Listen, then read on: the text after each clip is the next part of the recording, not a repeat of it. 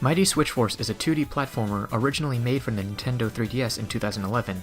The Hyperdrive Edition is an HD re-release of the game that was made for Wii U and PC in 2015.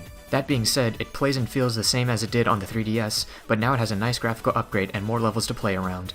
The plot of the game, if you can even call it one, is near non-existent. All you need to know is that you play as Officer Patricia Wagon, and your inmates have escaped. You need to catch those hooligan sisters and fight some monsters along the way. It's as simple as that.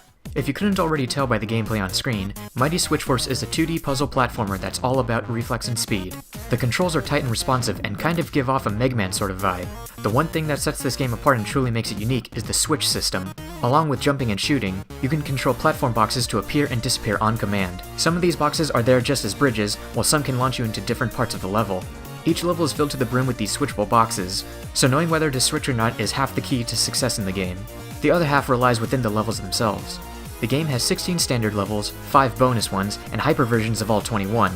Knowing each stage and where to catch all the hooligan sisters is fairly easy for a lot of the levels as they're pretty linear. The other levels are an absolute headache to navigate through. You see, in some levels, you're dropped off into an open field of switches and it's completely up to you which sisters you want to capture first. This sounds great until you realize those levels are extremely massive, and because of the lack of direction, you're going to get lost easily. And that's where I have a problem with the game.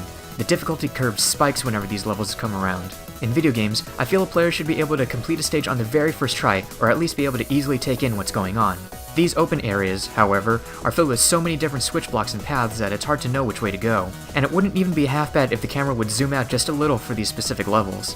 Everything is so close that you end up having to rely on memory and reflex alone just to get through the level.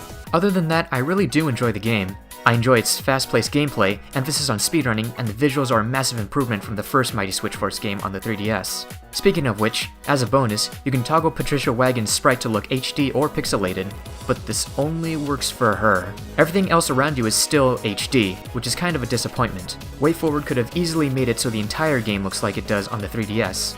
But again, it's a bonus feature, so I can't really complain. The best part of the game is easily the soundtrack. It has an upbeat and techy sound that really complements both the visual style and the gameplay. Plus, it's made by Jake Kaufman, who has made a ton of great music for games like Shovel Knight and all the other WayForward games. I really recommend checking out the Mighty Switch Force Bandcamp page and getting the soundtrack even if you don't like the game. It's a pay what you want and the link is in the description. All in all, I think this game is fantastic. Would I recommend it?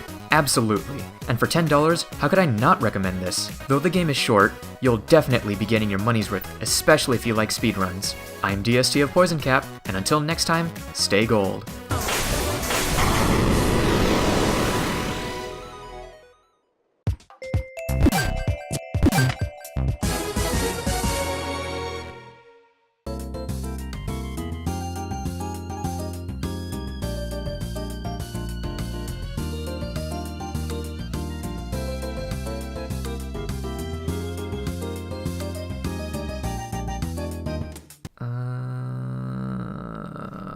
Drink of water.